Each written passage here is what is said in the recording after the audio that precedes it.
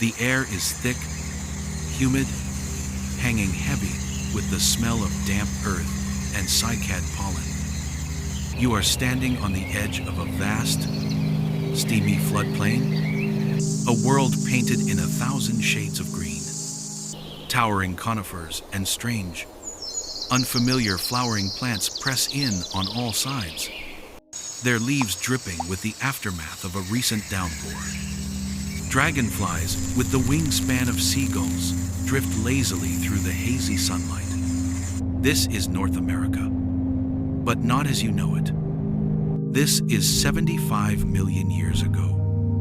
Now, let's journey back in time and uncover the story of a lost world.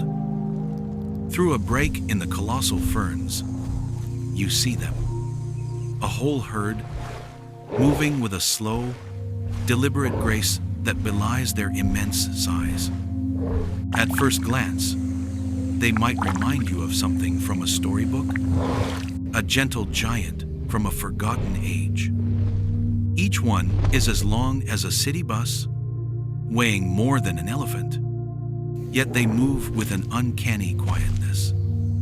Their broad, flattened beaks, almost like a duck's bill but far more robust, snip methodically at the lush vegetation. You are looking at Parasaurolophus. Its name is a bit of a mouthful, a gift from the Greek meaning near-crested lizard. It's a subtle scientific nod, acknowledging its resemblance to another dinosaur, Saurolophus. The feature that steals your attention, that defines its very silhouette against the Cretaceous sky, is the crest. A long, hollow tube of bone sweeping back from the top of its skull in a magnificent, elegant curve. It's not a horn for fighting or a spike for defense. It's something far more mysterious, a piece of biological art that puzzled scientists for the better part of a century. Some individuals sport crests that are nearly 6 feet long, a seamless extension of their own skull. It's a truly alien feature, as if a sculptor decided to cross a reptile with a trombone. You watch one of the larger animals lift its head, its crest outlined perfectly by the sun. Its skin isn't smooth or scaly in the way you might imagine. Fossilized impressions tell us it was a mosaic of bumpy, pebbly tubercles.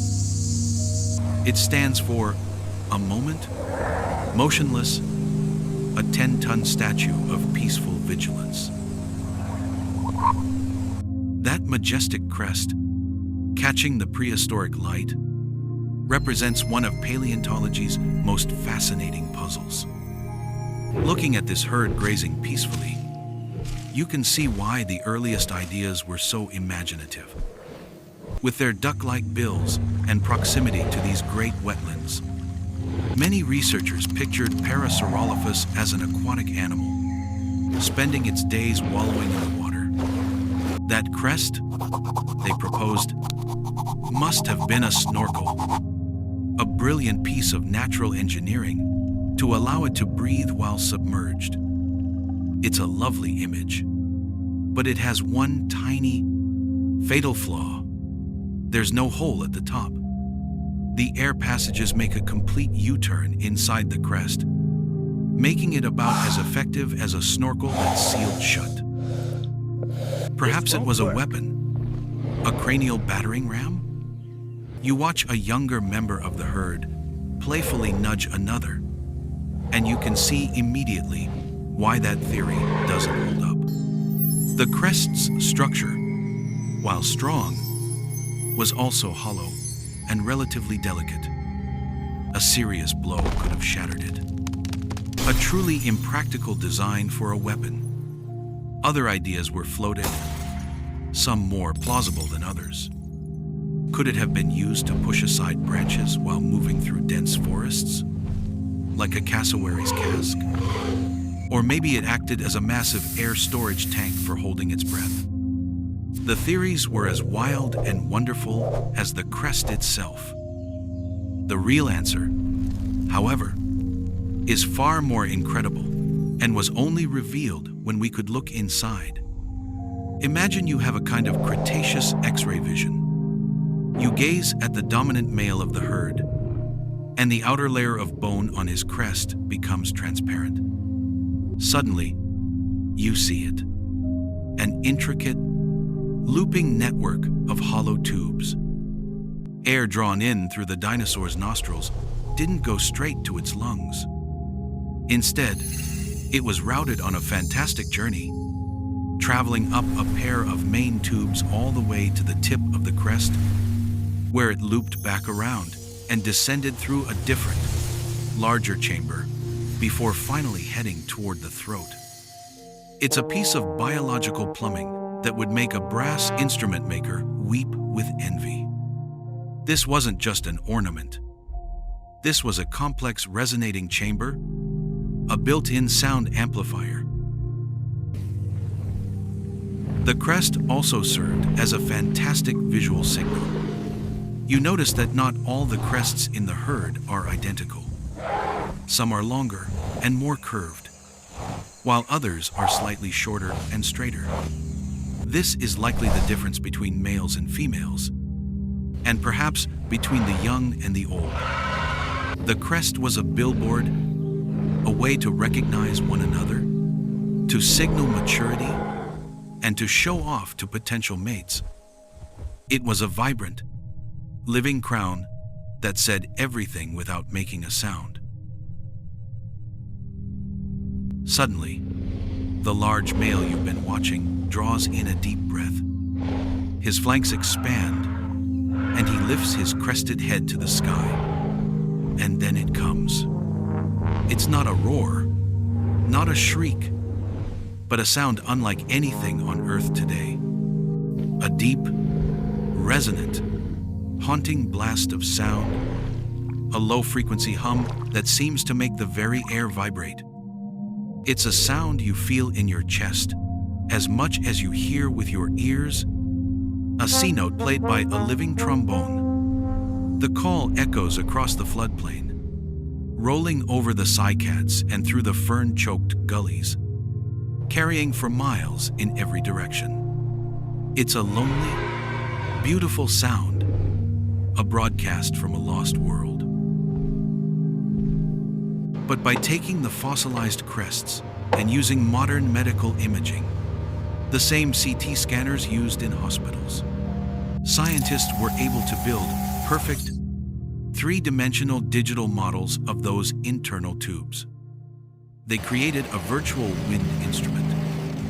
On a computer, they could simulate blowing air through this prehistoric plumbing, calculating precisely how the sound waves would resonate and what would emerge from the animal's throat.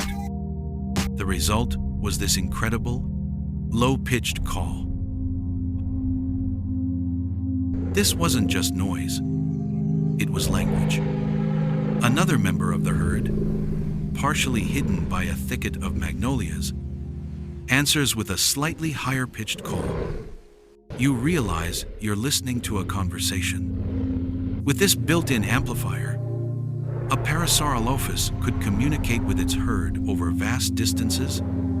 A sharp, urgent, far louder blast from a sentinel on the edge of the herd. Instantly, every head snaps up. The peaceful grazing stops. The herd shifts, turning as one to face the direction of the alarm. The crest wasn't just for saying hello. It was a life-saving alarm system. A single, powerful note could warn the entire group of a lurking tyrannosaur, giving them precious seconds to prepare or flee. The different shapes of the crests also meant different voices. A male's booming call would be instantly distinguishable from a female's, allowing them to find each other in a crowd. It was a sophisticated system of communication, turning a simple herd of herbivores into a coordinated. The alarm call fades, echoing one last time against a distant rock face. The herd, after a few tense moments of scanning the tree line, with large, intelligent eyes, collectively relaxes. The immense rhythm of their day resumes, a rhythm dictated by one simple, overwhelming need: food. The great heads lower once more, and the business of grazing begins. You watch one individual approach a large bush covered in tough, leathery leaves. Its snout, which looks so much like a duck's bill from a distance, is actually a formidable tool. It's not soft, but covered in a hard sheath of keratin, perfect for clipping, stripping, and gathering huge mouthfuls of vegetation.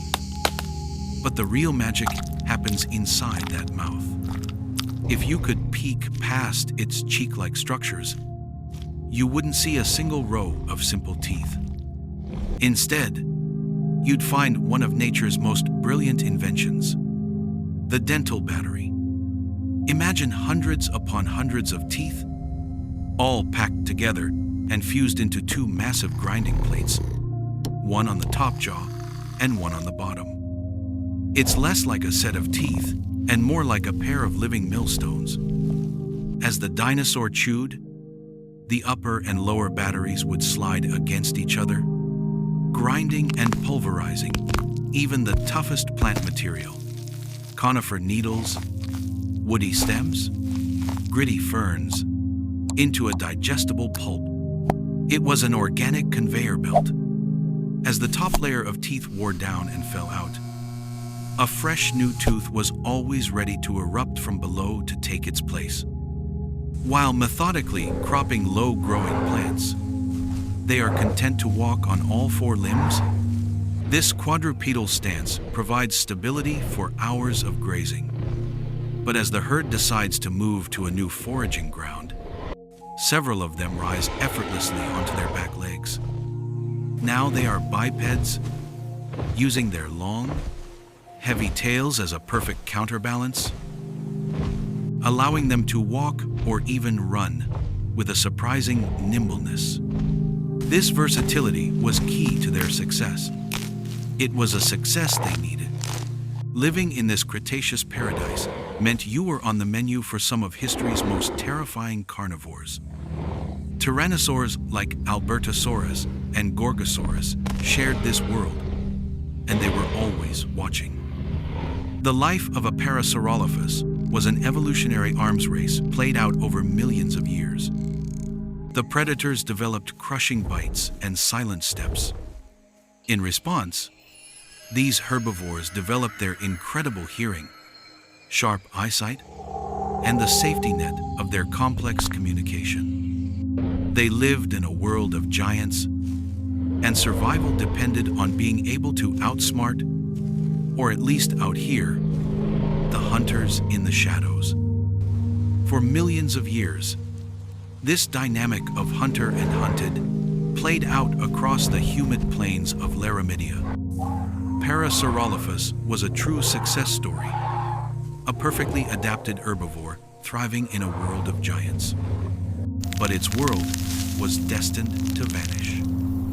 The swamps dried up, the forests changed, and the long reign of the dinosaurs came to a cataclysmic end. For 66 million years, the story of this incredible creature lay silent, locked away in layers of rock, its haunting calls replaced by the whisper of wind over the arid badlands of North America. Its bones waited patiently for a new kind of intelligent life to unearth them.